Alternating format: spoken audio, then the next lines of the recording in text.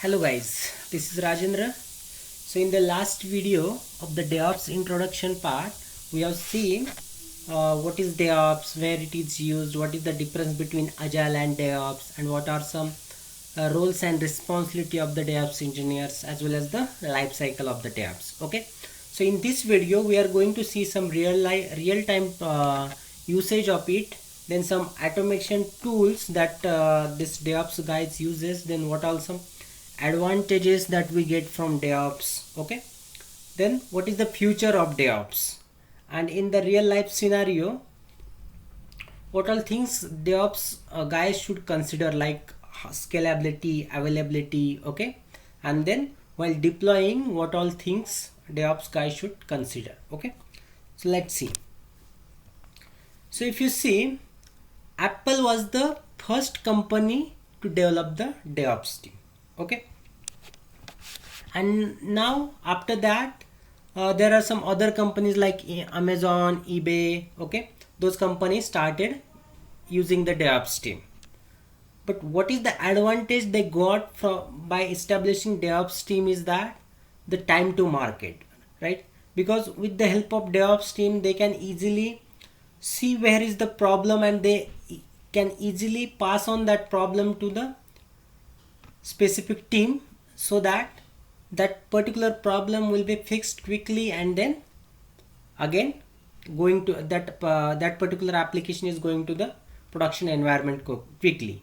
So due to that, in nowadays in the market, the usage or the requirement of the DevOps skill guys is very high, right? Now where this DevOps guys came into picture. Okay, so now there are two concepts called continuous integration and continuous deployments. Okay, first let's see what is the difference between these two. Now if you see in the what is continuous integration means? Continuous integration means, let's say developer develops the code. Okay, then on that code automatically some unit tests are run, so that we can see is there any problem in the in that particular feature. Okay, once that is done, we integrate multiple different modules. That is also an automated process, and then we do some sanity testing, and then after doing that we deploy that to the production. Okay, but from after testing to the deployment, this is a manual process we do in the continuous integration part. Okay, but in case of a continuous deployment, that particular process is also automated. Okay, so we are going to see a real life example how we can do automate this particular part. Okay, now let's say one example how we this continuous integration and continuous deployment we can do with a Docker and Kubernetes. Okay, we are going to see all this step by step with the Docker as well as Kubernetes. Okay, so here I am just explaining the conceptually. Okay, but practically as well we are going to see how it can be done.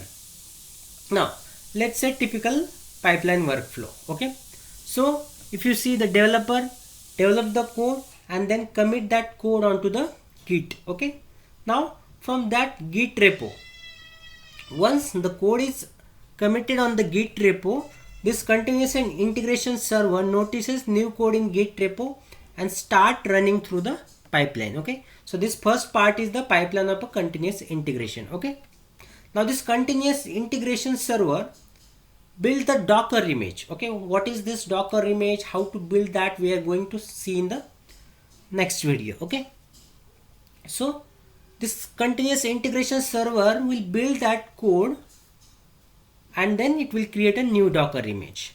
Now once the Docker image is ready, we can run few tests on that, and then everything is okay.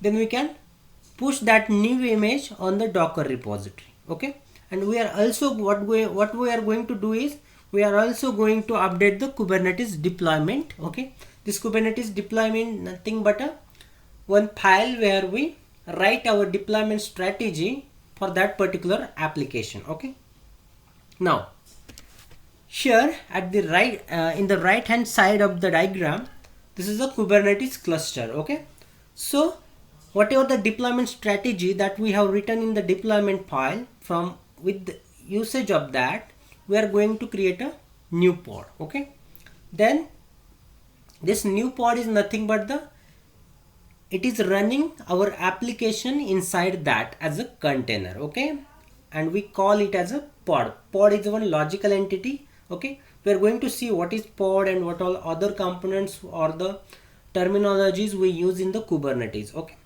now once the application is running inside pod, we check the health of that pod, whether it is that application properly ran or not. Okay, if it is healthy, if that application is running properly, your pod will be healthy. If it is healthy, okay, it will keep running. Okay, and if after some time we can delete the pod, because right now we can understand that our application is running, so that we can delete it, right? Because here we just want to test whether everything goes fine or not. Okay, now let's say while checking health we get to know that the pod is not healthy. Okay, so if pod is not healthy, what we can do, if there is already a running pod, okay, where the actual application is running, we can keep that old pod continue running. Okay, and then we can restart the new pod. Okay, so this is how typically this build process can be automated. So this is nothing but a continuous integration and continuous deployment. Okay, so this complete thing we are going to see practically, okay, in next couple of videos. Okay, now what are the advantages that we get from the continuous integration as well as the continuous deployment? Okay, so if you first see the advantages of continuous integration, we can easily merge the code of a different developer. Okay, and we can do the quick unit test. Okay, and this is an automated process. If something goes wrong, we can give the quick feedback to the developers, and we so due to this automatic unit test, the bugs also we can find it quickly. Then this automatic build, because if you compare the manual build as well as the automatic build, there are high chances that we'll get more error in the manual build. Okay, so, but here we have an automated build process. Okay, and then with the help of some logging mechanism, we have a better visibility what is happening. Now let's see the advantage of continuous deployment. Okay, so now if you see, without this automated deployment, people usually do this in a working hours. Okay, but with this automated process, we can simply develop their code in the daytime or their working time, and this deployment process can be done in the off hours as well.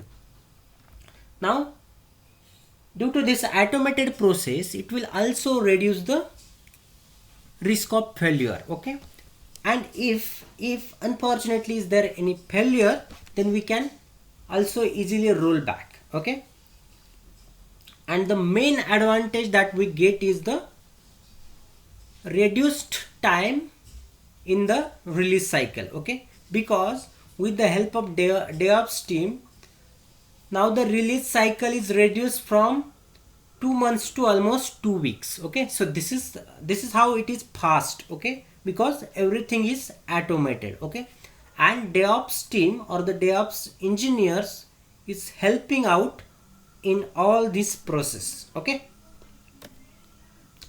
now we already have seen in the last video what all the DevOps life cycle. Okay, so let's see some DevOps automation tools that we use in the every stage of the life cycle. Okay, so if you just name a few, okay, we have a better diagram in the next slide. Okay, but if you just want to do the infrastructure automation, then we have a lot of tools like AWS is there, GCP, Azure, Kubernetes is there. Okay, so with the help of all these cloud providers, we can set up our infrastructure. Okay, so then there are some configuration tools like Chef, Puppet, okay, through which we can easily configure our application.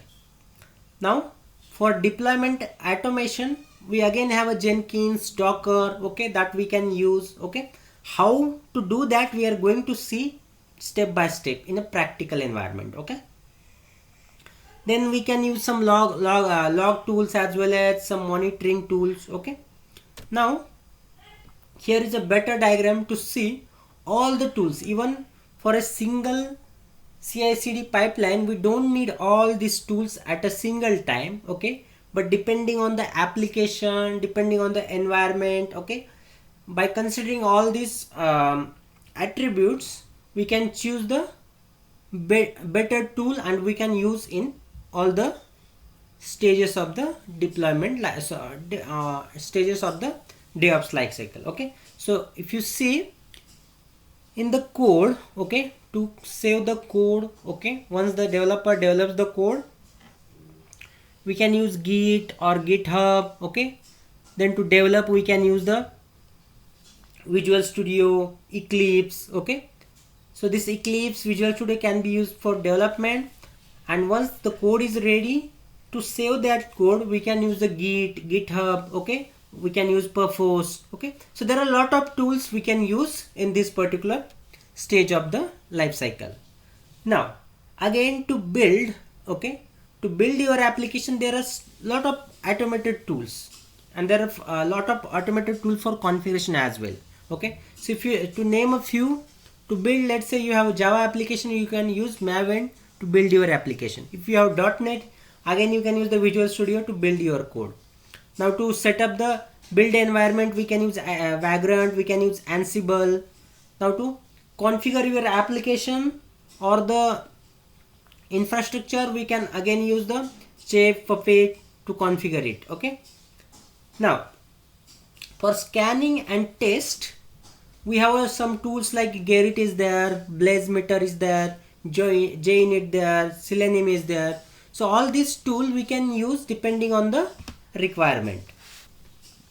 Now in the release, we have again a UDeploy is there, CollabNet is there, Mild Vision, Excel release. Okay, so all these tool we can use, not all these, but at a single point of time we can use couple of tools at a time as well. Okay, now for deployment we can use Docker, Kubernetes, VMware, WebSphere, OpenStack. Okay, all these are the tools which we use to set up a environment. Okay, and then we can deploy our application on top of that. Okay, so these are the some tool, we can say toolbox for the DevOps. Now what are the advantages that we get from the DevOps? As we discussed, we get the flexibility. How flexibility? Because here everything is automated. Okay, so we means all the developers as well as app operation team easily can interact and do the work. Now if you see the cost avoidance, why cost avoidance? Because here the release time that was required earlier was 2 months, but with the help of DevOps team it is reduced to the 2 weeks. Okay, so obviously the people were spending 2 months and now spending only 2 weeks. Okay, so definitely we are saving cost. Okay, now here agility and speed, we are getting speed because the time to market is reduced, right now, and we are also doing all this task efficiently. Okay, so these are just some advantages or the benefits that we get from the DevOps. Okay, DevOps life cycle, right? Now to name a few, there are some DevOps rules. Okay, like we can say integration engineers. Okay, so where integration engineers will work, like there are multiple development teams are working, and then we have to integrate that code and then finally make a single application out of it. Okay, so there integration engineers will work like they will they will do the unit test automatically. They can write unit test for that. They can write integration as shell script through which all the application will easily integrated and then tested. Now cloud specialist. Okay, so what is cloud specialist? What is the role of cloud specialist? We have seen that in the deployment phase we are using a lot of cloud providers like AWS, Kubernetes, Azure, Google Cloud, right? So to use the services of all these cloud provider, there should be a guy who understand how this all these cloud technologies are working, how to interact with that. Okay, so all these skills will required, and one can work as a cloud specialist there.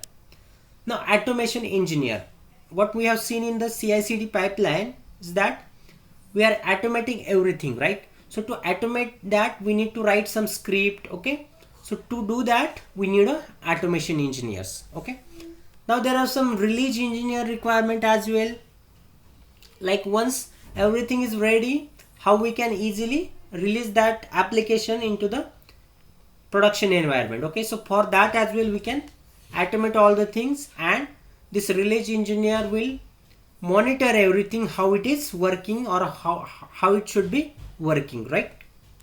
So these are the some roles that we can see nowadays are the required in the industry. Now what is the future of the DevOps? Okay, because now everybody is talking about DevOps, so what will be the future of DevOps? So if you see, because nowadays organizations are shifting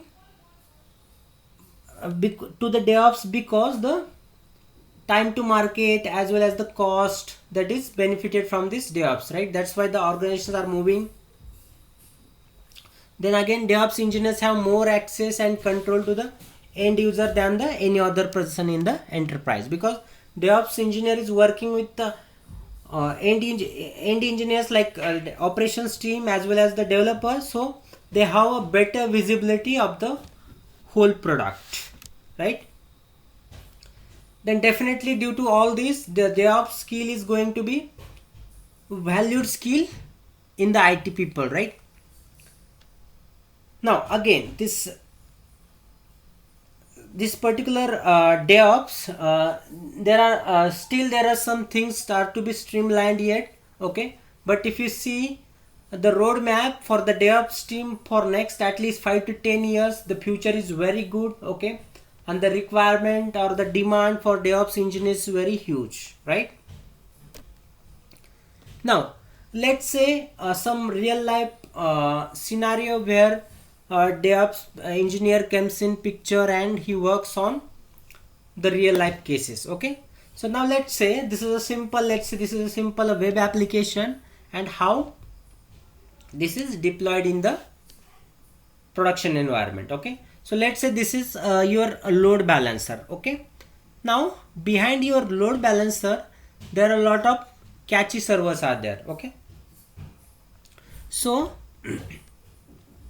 as a DevOps engineer, you need to understand how overall your application works. Okay, and accordingly you have to design your deployment strategy, right? Because let's say for this load balancer, from the user there are a lot of requests are coming. Okay, now this load balancer will pass on those requests to the specific, first it will pass on to the cache servers. Okay, why cache servers? Because let's say first user got sent the request, this load balancer passing to the cache server, and if that request is the data requested is not there, then it will go back to the backend server, it will fetch that data and it will provide to the requested user. But again it will also store that data into the cache server.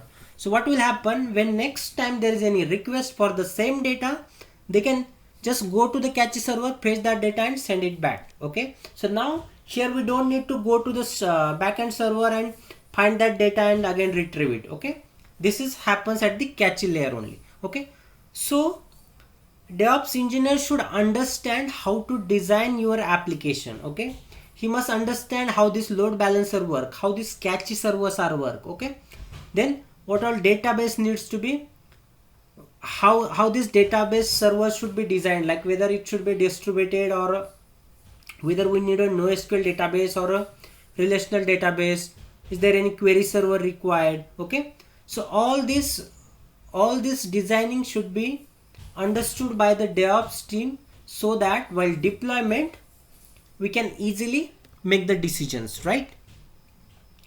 Now let's see another requirement, right? Because we know that in the deployment we require lot of servers, lot of tools. Okay, now with the help of virtualization technology, what we do is, before virtualization what we are doing is, let's say I have one server, because what happens, we have to understand how I can scale my application if I'm start getting lot of requests from the customer, or now let's say after some time I need more storage, more CPU. Okay, so DevOps guy should understand how this how this particular deployment can be scaled. Okay, so he must have the knowledge of virtualization, how we can utilize the server, how we can deploy the multiple VMs, and inside that VM how I can deploy my application, how I can isolate one application from another. Okay, so all this knowledge this DevOps guy should have, so that while the deployment this knowledge will be very much helpful. Okay, because we don't know that how means we have to consider how big our application is, and in the future what all things I need to extend or scale. Okay, and that scaling should be easily done. Otherwise what will happen, if we need to take down your application to scale, then that's not a good idea, because in that particular downtime your users will be unserviced, right? So this should be a easily scalable deployment, right? So that all these things your DevOps guy should take care while they deploying your application, right? Now if you see the typical virtualization how it works, you can see that on the bare metal server we start multiple virtual machines. Okay, that can be managed by vCenter, or if you see another, there is a Hyper-V manager. With the help of Hyper-V manager as well I am deploying multiple virtual servers. Okay, so we have to understand this complex environment, how this network works. Okay, so all this networking as well as the how the your big system works, all this knowledge should be required in the DevOps guy. Now in case of scalability and availability, okay, so first talk about the scalability. What is scalability? Because after some time definitely there is a need for your application to have a bit more storage, more CPU requirement. Okay, better bandwidth for your application. So in that case your application should be easily scalable. Okay, whether it's a vertical scaling or a horizontal scaling. What is vertical scaling? Vertical scaling means increasing the capacity. Now what is capacity? Capacity means again it's a storage, CPU, RAM. Okay, so all this should be increased to the same server. Okay, so that your main server will become very huge in capacity, and then that can be used. Okay, so this is nothing but a vertical scaling. What is horizontal scaling? Horizontal scaling means we just add one more server. Okay, and then the request or the means whatever the extra requirement that we have for storage or networking or the bandwidth, that we can provide from this extra server. Okay, always this horizontal scaling is easy as compared to the vertical scaling, because in the vertical scaling we have to take down your application, then only we can add extra storage to whatever the capacity to the existing server. But in case of horizontal scaling we don't need to do that, we can easily expand the capacity. Okay, now there are a lot of things we need to consider while deploying your application. Okay, so to name a few, as discussed in our previous slide, okay, we discussed about the caching. Okay, but again that caching should be placed in lot of places. Like let's say I have a web server, so at the web server level as well I can put a cache server, so that the request coming for the web page, that can be easily served from that caching. Okay, then if we talk about the database as well, we can put the database caching as well. Why it is required? Because let's say web server is asking some data from the database. In that case, it will go to the database, fetch some data. Okay, we know that how costly the database operation is. So we can fetch it and then give it back to the user. Okay, but in this process we also store that request, the database request, into the cache. Okay, database cache. So if there is any new request coming for the database, from that cache itself we can give it back. Okay, and same happens with the network as well, right? So we have to think all this caching mechanism to deploy your application. Now again, availability is very important. Why important? Because let's say due to some reason your let's say your application is deployed on one server, and due to some reason that server goes down. Okay, in that case your complete application will be inaccessible to all the user. Okay, so how to avoid that? We have to be, means your application should be a high available. So how we can do that? We can add the replicas of that server. Okay, so that what will happen, if one of the server goes down, then other server will be available and they can process the request. Okay, so this high availability should be considered while deploying any application. Nowadays it is a very important, because even you cannot afford a single minute downtime. Okay, so that's why we have to think on the high availability of your application, right? Now again, if you see to see step by step layers how we can deploy our application. So let's see how typically a network works. Okay, so now if you see here, there are first we have a web server, then application server, and then database server. So if you see, the requests are going from a different router. Okay, and then there are some switches. Okay, and then some switches from one switch to another, and then finally to the database, right? So earlier it was working like this. Okay, but if you see the B figure here, instead of having a lot of network elements, we can reduce that and we can have a better view of that, or better access of the different network elements. Okay, so this all this requirement or the understanding of all these components should be there for the DevOps guy. Now again, if you talk about the server layer, so if you see again this where to put firewall. Okay, then how many replicas of your web server should be required, then is there any switch required in between. Okay, how the communication should happen between the web server and the database server. Okay, then is there any requirement for the replication of your data. So all this understanding should be there, then only it will really help to deploy your application in a better way, right? Now let's talk some about the load balancer as well, right?